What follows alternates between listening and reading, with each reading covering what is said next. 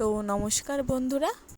তো তোমরা ভিডিওটা দেখে বুঝতেই পারছো এটা হচ্ছে আমাদের বার্থডে গার্লের ছোট্ট করে একটু সেলিব্রেশন হচ্ছে।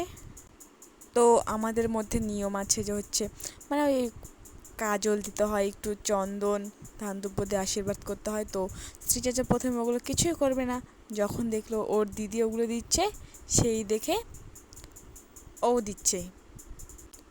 তো ওর বার্থডে, ওর টুপি দিবে না, তো আমি টুপিটা দিতে আসছিলাম, তো ও দিবে না, তো ঠিক আছে না দিল।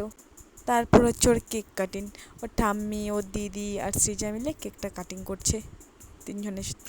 তো আমরা সবাই হ্যাপি বার্থডে বলছিলাম। কেক কাটা শেষ, এখন সৃজার দিদি ওকে একটু কেক খাইয়ে দিচ্ছে, তো ও খাবে না।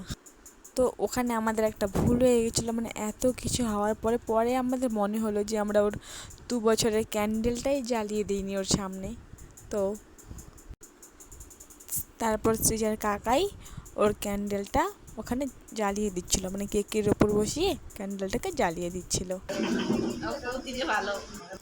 তো সৃজার বাবা বলল যে থাক, ক্যান্ডেলটা নিভাতে হবে না, মানে ওটা একটু কীরকম দেখায় না যে জন্মদিনে বাতি জ্বলে উঠবে কোথায়, এদিকে ফু দিয়ে নিভিয়ে দেওয়া হচ্ছে। ক্যান্ডেলটা জ্বালিয়ে দেওয়ার পর আবার মানে আমার মা বলছিল যে আর একটু কেক কাটা যাক। অভিজ্ঞতা হয়ে কেক টেক কাটা হলে তো মা সিজেকে একটু কেক খাইয়ে দিচ্ছিল। তো মেয়ে আমার খাবে না, তারপর মা টুক করে একটু মুখে দিয়ে দিয়েছে ওর কেকটা।